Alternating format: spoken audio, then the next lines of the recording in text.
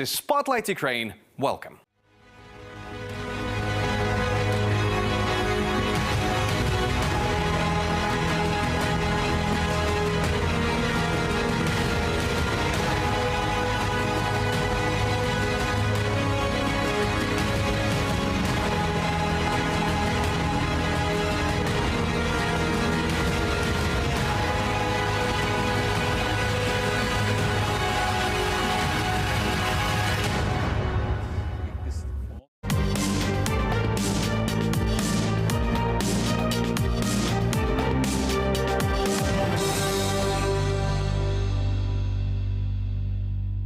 And let's start with the latest updates on the war map.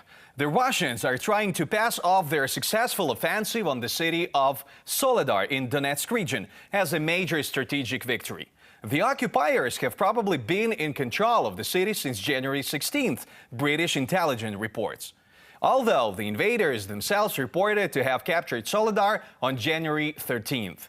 However, the Ukrainian military insists that they remain on the western outskirts of Soledar until today. They post videos on social media every single day. Experts say that Soledar might not be a victory, but rather a big trap for the Russians. Why? Here's the answer.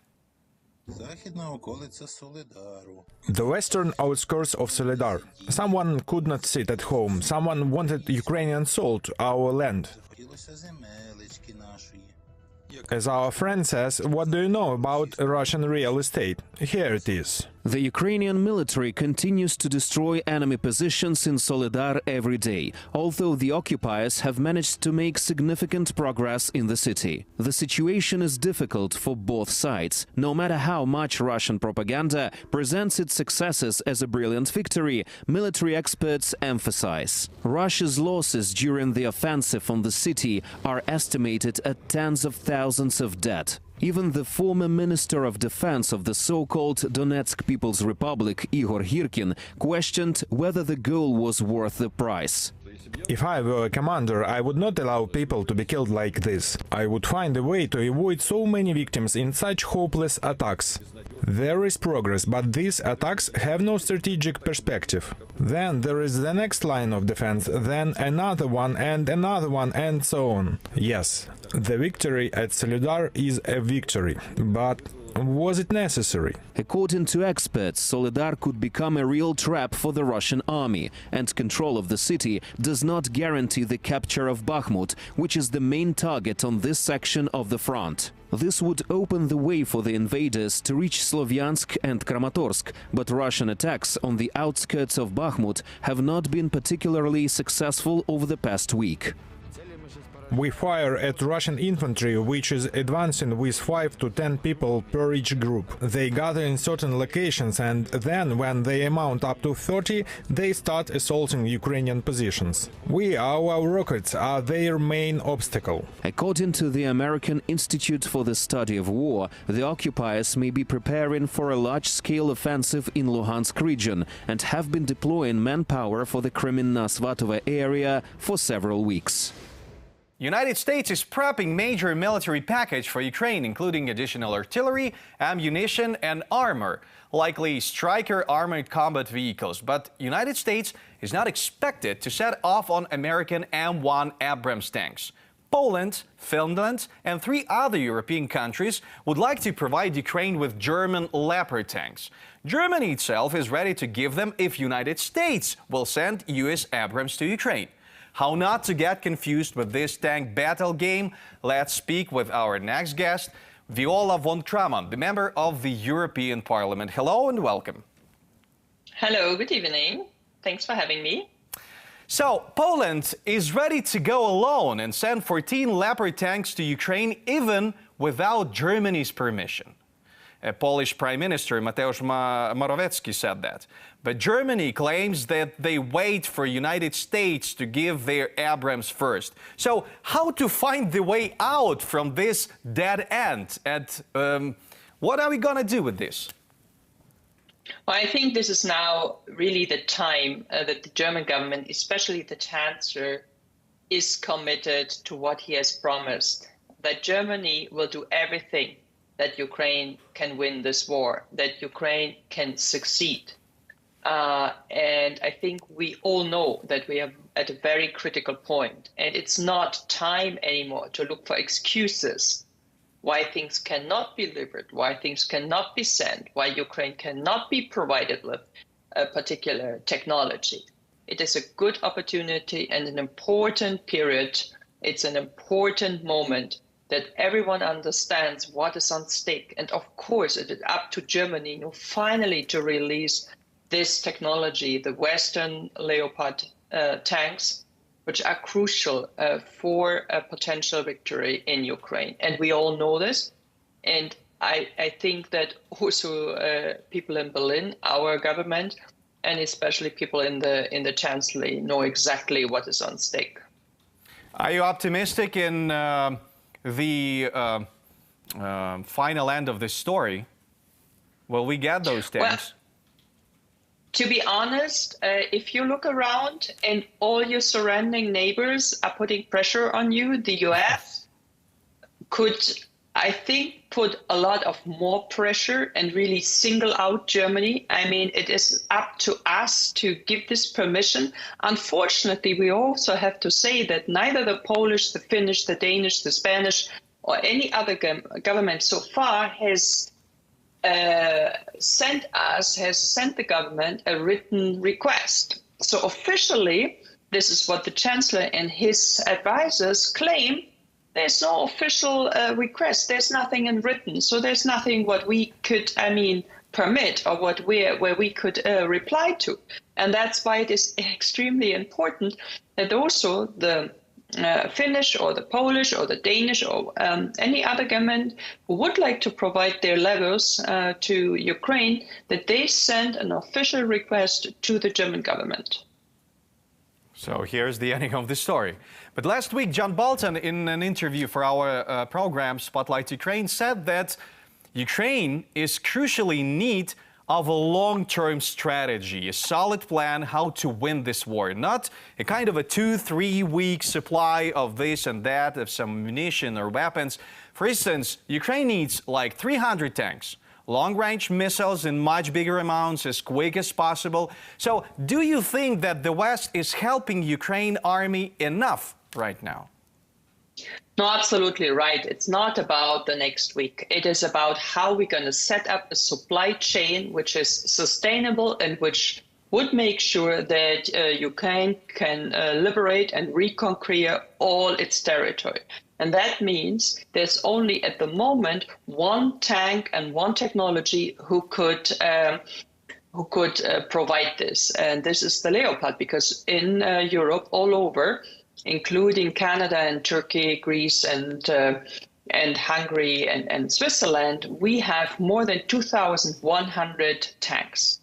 So even if the war, unfortunately we have to consider that the war will last longer, we would have enough reserves on hand. And that's what also is important to keep in mind.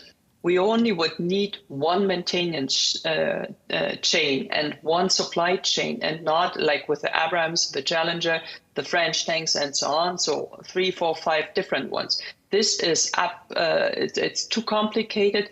It is much too materially intensive. So sticking to one, let's say more or less standardized tank, focusing on this, concentrating our, let's say, resources and our forces also in terms of training, education, maintenance, ammunition on one tank, which is widely known, I think it's much smarter. And yes, it's not about a strategy for 1 or 2 weeks. It's about a mid-term strategy, and also when it comes to building infrastructure for a certain ammunition and for different artilleries. Yes, we have to invest in the future. Even we as Greens have never thought about it and really regret that we have to invest the money into the military and this industry sector now. Thank you. And now let's talk a bit about the international justice. European Parliament pushes for a special tribunal for Russian and Belarusian political and military leadership. for all the war crimes and atrocities conducted in Ukraine. Do you believe that Putin will ever be in the prisoner's box? Well, I mean, this is what we need to work for, and we have to start now. We have to set up all the judiciary structures. We have to make sure that we have enough member states and enough international support on board, that we can finally set up the best place, at least for me, would be The Hague, but I think the place or the location, there's no decision to find now, or it's not decided now. But in general, I think it is good to have a commitment, at least from the European level, majority of the states, that we need to set up a special tribunal for a war of aggression, war crimes, as soon as possible. Make sure we have judges, we have all the other investigators, collect all the proofs and the war crime documentation and so on. And I think this is the least we can do to bring back justice to the people in Ukraine and the relatives of those who had to, who died and who were killed, who were murdered, who deprived of their rights and so on. So that is at least one very important topic for us in the European Union. Yeah, like tens of thousands of those crimes. But Putin, if I'm not mistaken, has got an immunity because Russia is the member of UN Security Council. Can he use that immunity not to be punished? If he would be under international investigation and international prosecution, it would be extremely hard for Russia to have, let's say, a ruler who is internationally wanted. So, I mean, we need to isolate Russia politically, but also legally.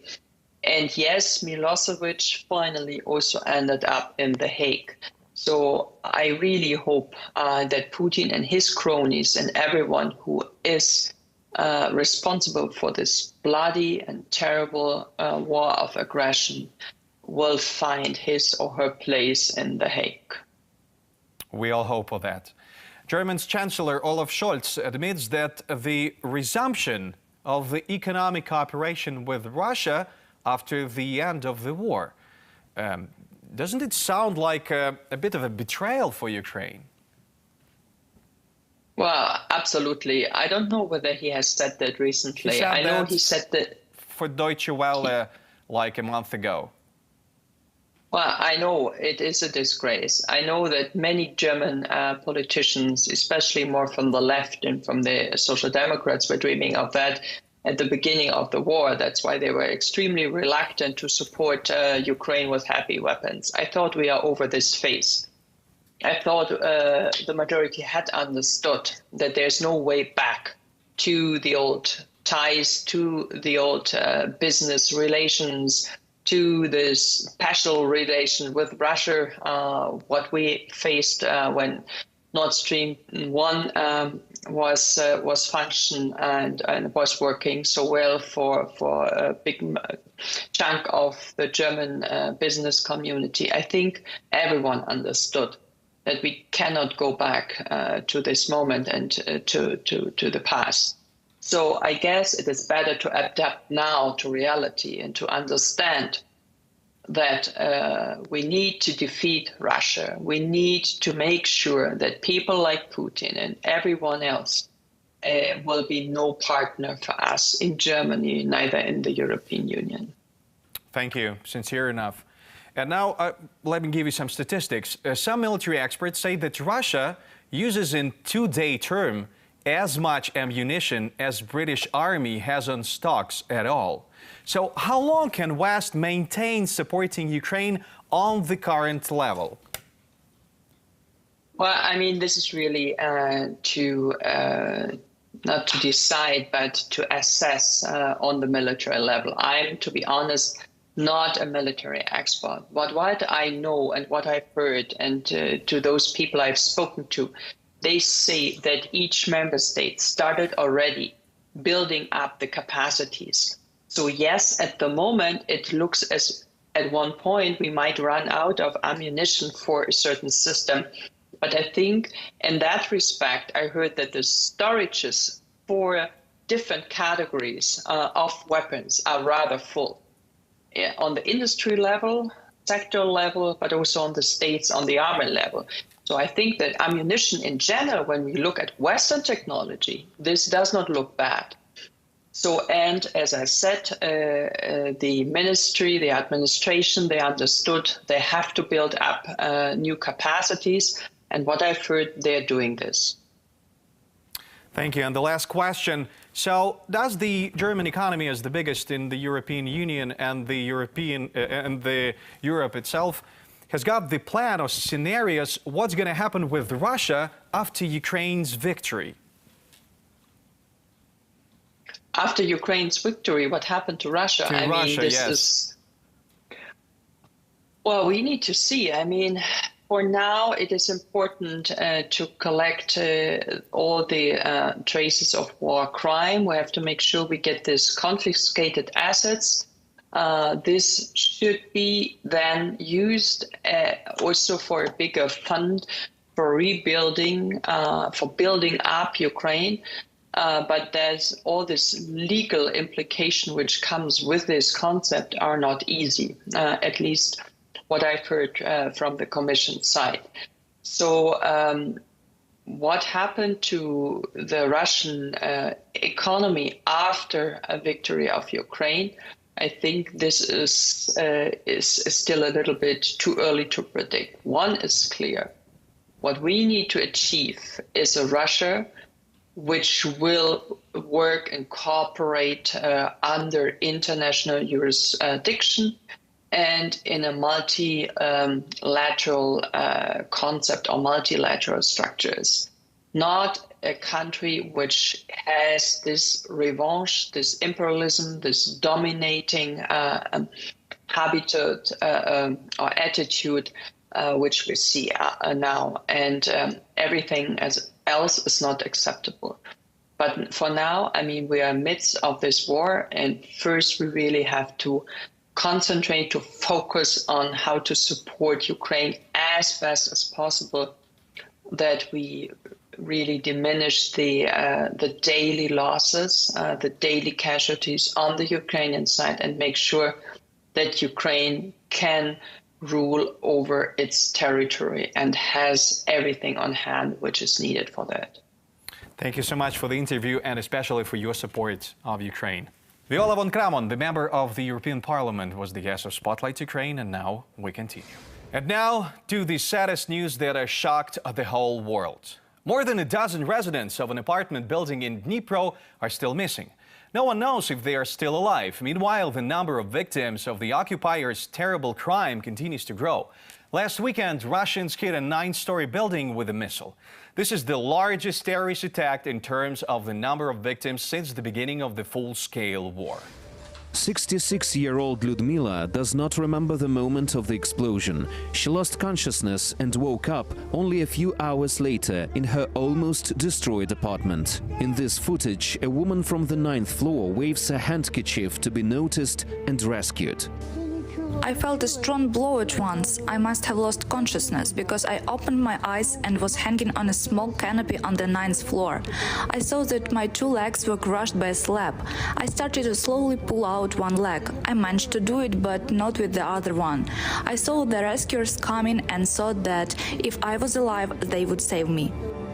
There are still 25 wounded in hospitals as a result of the Russian terrorist attack, and 45 are dead, including 6 children. There is no forgiveness for them. I will curse them till my last days. The fact that the Russian leadership uses such war method against the civilians is no longer a secret, but this situation also vividly demonstrates the collective face of ordinary Russians who constantly repeat that they are only hostages and victims of the regime. Then how can these so-called people, bloodthirsty, rejoice in the deaths of civilians, the deaths of children? After this terror act became public, Russian social networks exploded with comments. Here are just a few of them. Happy New Year, хохлы! I see the fireworks have begun. It's gorgeous. The usual Saturday shelling of the Nazis, nothing new. Keep the fire burning brightly so that it doesn't go out. How beautiful. I can't get enough of it. We must be even tougher to them. Only yesterday I was thinking, where did the air raid the Lords disappear? It's burning beautifully. The celebration continues. Nazis, surrender if you want to live. We celebrated with beautiful fireworks, just the way it should be. It was nice. It was really nice. Although, it would be more pleasant to see some Dnipro bridge completely destroyed. Even if our missile hit this building, it does not change anything for me personally. Look at the photo of Mariupol. This is what will happen to Kharkiv. Yes, it will. And it will happen to Dnipro and to Kyiv as well. This is how the occupiers interpreted the statements of some Ukrainian officials, who, we must admit, knowingly or not, played along with Russian propaganda in this case. However, the Ukrainian military calls such a version frankly absurd. The target of such a missile is a circle. It will hit with a probability of 50–100%, the so-called circular probable deviation. For the Ha-22 missile, it is 300 meters. That is, its target is a circle of 600 meters. But only 50% of these missiles fall within the radius, and it's normal for them to hit within 1 kilometer. When Russian officers are laying the route, they determine the probable kill zone and understand where they are aiming. Yes, they surely knew that they were targeting dense residential areas. I happened to be a few kilometers away at the time of the strike, and I can say that there was only one explosion. There was no air defense missile launch, that's for sure. I'm a pilot and I would have heard it. And neither was there any explosion in the air. I would have heard that too. This is not the first time that the Russian terrorists have committed mass murders of Ukrainians using Ha-22 missiles. On June 27th last year, they hit the shopping center in Kremenchuk, killing 21 people. According to the command of the Air Force of Ukraine, since February last year, Russia has launched more than 210 Ha-22 missiles over the territory of Ukraine. They could be destroyed by advanced missile complexes, which in the future can be provided to Ukraine by Western partners. These include Patriot PAC-3 or SAMP-T systems. The war in Ukraine has a huge impact on the global economy. Now some figures. Some experts predict a slowdown in the growth of the world economy this year by almost 1% from earlier predictions, and the recovery is expected only in 2024. The United Nations fears that the further continuation of the war will be the reason of mass starvation in the world, and more than 300 million people will be on the verge of death. That is why war in Ukraine is among main topics at the World Economic Forum in Davos. And my next guest, Vjačeslavs Dombrovskis, the former Minister of Economics of Latvia. Hello and welcome. Hello. So, before we start our discussion, let's get back to Davos 2022, which began with a live address from Volodymyr Zelensky in May 2022, who called for help as fast as possible to equip Ukraine for victory. He also called for maximum sanctions and a complete withdrawal from the Russian market.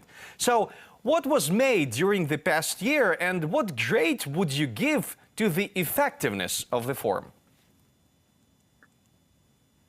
Well, what was done was very ambitious in terms of the sanctions. As we know, there's been many various rounds at the attempt to cut Russia off, cut it off from its traditional source of revenue from oil and gas. And well, the success has been mixed, unfortunately, largely because the expectations and the anticipation of the measures of the sanctions, especially as concerns the on oil and gas, led to a speculative increase in prices, which of course played right into Russia's hands. Now, however, with well, Europe, at least most of Europe, basically saying no to Russian gas. I mean, for example, we have seen in a matter of months how almost miraculously Germany has basically, fully replaced Russian natural gas with the LNG gas. And the same is in Latvia and the Baltic states. And now we also see that the price cap on the Russian oil has been, at least partially successful, with Russian oil trading at a substantial discount to Brent. So I think there's been substantial progress has been made, but there's still a way to go. Yeah, I see. But calls to give Ukraine more weapons were heard this year in Davos during almost all the speeches. But while some leaders offered to do so, some others openly demanded it. For example, Polish President Andrzej Duda. Let's hear what he said. And I know very well that Ukraine needs weapon, as I said yesterday, and once again, weapons. Weapons are crucial now because this war is really very difficult. This is not the end of the war. Russia is not defeating. They are still Russians. They are still very strong. There is a lot of Russian soldiers in the front line, and we are afraid that they are preparing. Now they are preparing themselves to the new offensive in a few months, probably. So this is crucial to send now additional military support to Ukraine, especially modern tanks, especially modern missiles. How do you think, has the world heard the warning made by Andrzej Duda that the Russia is now just getting started to prepare for the war? I think the parts of the world have heard it more and better, louder, so to speak, than the other parts of the world. The general rule is, I would say, is that the closer you are to Russia, the greater is the understanding of the need to do basically whatever it takes so that the Ukraine wins.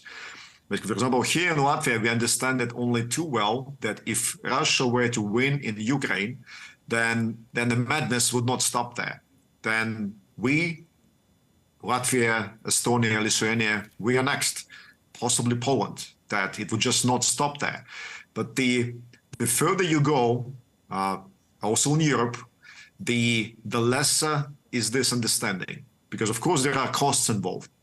And of course it doesn't help that there are countries out there, and I'm talking about countries like China and India, and to some extent also, maybe to a large extent, also Turkey, that are finding that there are perhaps more economic benefits from continuing to buy Russian oil, Russian natural resources, thereby helping to finance this war. So the understanding is certainly there. This message does not fall on deaf ears in Europe, even though the support is uneven. In some countries, as I said, the closer you are to Russia, the greater is the resolve to help Ukraine. But also not everywhere in Europe, as we know, that there are countries like Serbia and there's Hungary that have some somewhat different attitudes, unfortunately. And then in the world, as I said, as we know, there is China and India and Turkey, whose position is more commercial, unfortunately. And each and every country is trying to find a solution to end this war. NATO Secretary General Jens Stoltenberg sees a peaceful solution to the war by giving Ukraine more weapons. Now let's hear what he said. This may be a pivotal moment in the war, and we need to understand that most likely this war will end at the negotiating table. Nobody knows exactly how the war will end, but most likely around negotiations or around the negotiating table. But what we do know is that the outcome of those negotiations will be totally dependent on the strength on the battlefield. So if we want Ukraine to prevail as an independent sovereign nation and a peaceful negotiated solution, more support for Ukraine is the way to peace, to a negotiated peace. other different ways of ending the war in Ukraine that were discussed during the forum? And what are the instruments to force Russia to withdraw its troops from Ukraine? Well, having a certain understanding of Russia, I would say that Russia will be ready to genuinely negotiate. And I say genuinely as negotiate as opposed to just getting itself a pause to rebuild and then attack again. It will genuinely negotiate only if its leadership will become convinced that they are about to lose the war. Only then they will negotiate in, or maybe as close to good faith as they possibly can. So it will be decided on the battlefield, I'm afraid. And what about Belarus? Is Russia trying to push to join in this war? Well, the Belarus, as we know, is a de facto Russian ally in this war. After all, well, you know it only too well. Every Ukrainian, I think, knows it, that the attacks on Ukraine, at least initially, were staged, came also from Belarus. For now, the armed forces of Belarus themselves have not joined this war and have not attacked Ukraine directly. And well, I think it's, of course, it's a big question as to whether they will find the nerve to do that.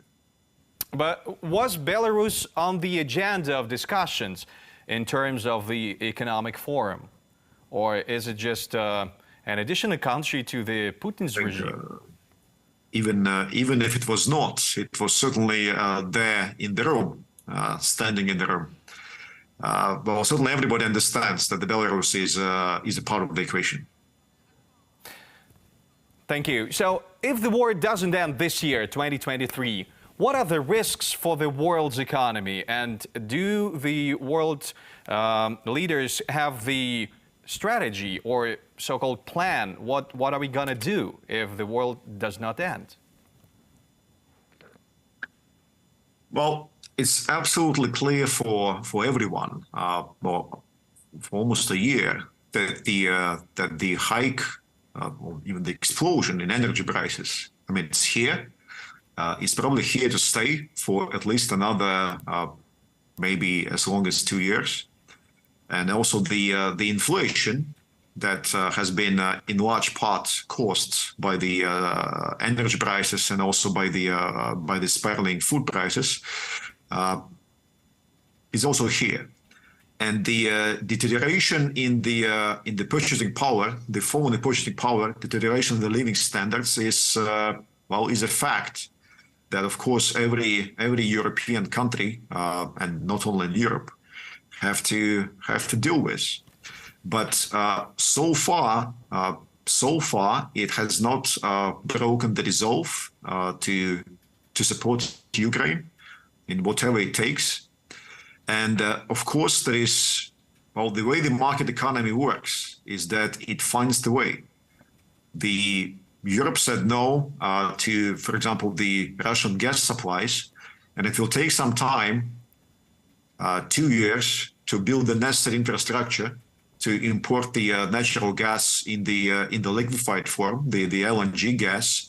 And once this infrastructure will be in place, and in some countries it is already in place, and that has been done very quickly, miraculously quickly, like in Germany, for example. In Finland, not far from Latvia, the floating LNG terminals are already there. So once that would be done, the pressure on prices will ease, and it will not be exactly back to normal, but it will be the prices will be much more affordable than they have been over the last year. So we shall, as the previous Chancellor of Germany said, we shall cope. But do the whole world, and especially European countries, have the plan B in case if the war is not going to end in 5-year term or maybe like 10-year term? Well, there are certainly the plans B and C and D in the backs of the mind, but now it's not the time to speak about them, or maybe even think about them. Now, for as long as we can, I think we have to do whatever it takes to help to support the Ukraine, to help the Ukraine win. There is, of course, an understanding that the patience of European voters is not infinite, and if the war will grind to an impasse, basically to something like was the World War I, a positional warfare where neither side can advance significantly, well, then this plans B and C and D, well, people might start talking about them. But I like the attitude. Let's focus on Ukraine's victory in this war. As I said, it will all be decided on the battlefield. Yeah. And with this, I wish the best of luck and courage to those Ukrainian men and women who are on the battlefield. Thank you so much for being the guest of Spotlight Ukraine. Thank you.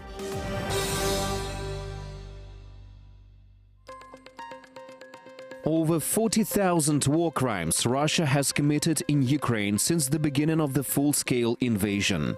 These are atrocities that have been confirmed and reported to the Ministry of Internal Affairs of Ukraine. Yet the information about Russia's crimes in the temporarily occupied Ukrainian territories remains unknown. So the real numbers might be larger.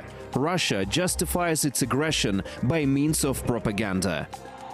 Narrative 1. Ukraine attacks itself and kills civilians. This is a well-known way used by Russians to wash the blood of their hands. They blame Ukrainians for allegedly committing war crimes in their own territory. Ukraine attacks consulate of Sweden. Ukraine attacks Zaporizhzhia nuclear power plant. Ukraine attacks Donetsk with shells of NATO caliber. By following this narrative, Russian media Federal Press has published a story stating that the special services of Ukraine allegedly opened the graves in Kharkiv Oblast and uglified the bodies. The Russian Ministry of Defense has warned of a new large-scale anti-Russian provocation prepared by the Ukrainian special services to convince the West of the need to support the Kyiv regime. Russian media also state that graves were excavated in Kozachya Lopань, Veliki Burluk, Shipovate and Khatne. The exhumation of those killed as a result of Russian aggression and the recording of Russia's war crimes are indeed continuing in Kharkiv Oblast, the National Police of Ukraine reports. These mass graves are not the only ones in the region. In fact, on September the 15th, 2022, several mass graves, including one site containing at least 440 bodies, were found in woods near the Ukrainian city of Izum after it was recaptured by Ukrainian forces. The graves contained bodies of people who were killed by Russian forces. Meanwhile, Russian propaganda systematically manipulates the theme of the inviolability and sanctity of graves. Another fake Russia has distributed this week is that the armed forces of Ukraine allegedly attacked the residential building in Dnipro, killing over 40 civilians. Ukraine's air defense bombs high-story building in Dnipro, abyss left instead of entrance. After every attack on civilian infrastructure objects, Russian propagandists blame it on allegedly unsuccessful launches of Ukrainian anti-aircraft missiles. As in previous cases, this version has no basis. The approximate launch location, altitude and flight speed were detected by radar means there is no doubt that it was the Ha-22 missile. Narrative 2. Russia fights collective West, not Ukraine. This is a recurrent disinformation narrative from pro-Kremlin outlets, claiming that the West and NATO in particular are directly involved in Russia's war against Ukraine. It is very difficult for Russian government to explain to its population and the whole world why the so-called Second Army cannot get the victory against Ukraine. So that is why Kremlin says that Russia fights not with Ukraine, but with the entire NATO. The authorities of the Kyiv regime carefully hide their military losses, which in fact are huge and incomprehensible. This recognition was made in an interview with Newsweek by Ukraine's ambassador to the UK, Vadim Pristaiko, who previously served as Minister of Foreign Affairs. Newsweek published an interview with the Ukrainian ambassador on January the 7th, 2023. Vadim Pristaiko did talk about Ukrainian losses, but he discussed general losses, that is, both among civilians and military. Vadim Pristaiko, Ukraine's ambassador to the UK. We are losing people left and right. We are not told how many of these dead are military or civilian, but you can imagine that the numbers are huge, unfathomable, and cities, some of them completely destroyed. Following the narrative about Russia fighting collective West, Russian state-controlled media Russia Today has published news stating that the United States of America start participating in the war by teaching Ukrainian servicemen how to use Patriot air defense systems. Training in the United States of the Ukrainian military to operate the Patriot air defense system indicates the actual participation of Washington in the conflict in Ukraine. This was stated by the Russian ambassador to the United States, Anatoly Antonov. This is how he commented on the Pentagon's message that from 90 to 100 Ukrainian soldiers will be trained at the American military base Fort Sill in a few months to form Patriot crews. Earlier in December, Vedant Patel, principal deputy spokesperson at U.S. Department of State, said that the U.S. is not and has never been at war with Russia. Vedant Patel, a principal deputy spokesperson at U.S. Department of State on December 17. We're doing exactly what President of the USA Joe Biden told President of Russia Vladimir Putin. If Russia attacks Ukraine, we will provide security assistance so that Ukraine can defend itself, its sovereignty and territorial integrity. Narrative 3. Ukraine wants to continue war.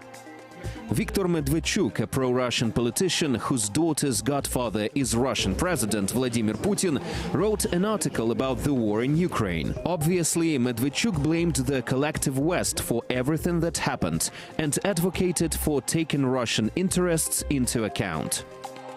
Perhaps Ukrainians need to start building their democracy and open their civil dialogue without Western overseas, whose management is harmful and disastrous, to save their country. If the West does not want to listen to the point of view of the rest of Ukraine, then that is its business. But for Ukraine, this perspective is important and necessary. Otherwise, this nightmare will never end. Accused of treason, Ukrainian businessman and pro-Russian politician Viktor Medvedchuk was taken to Russia in exchange for 200 Ukrainian defenders.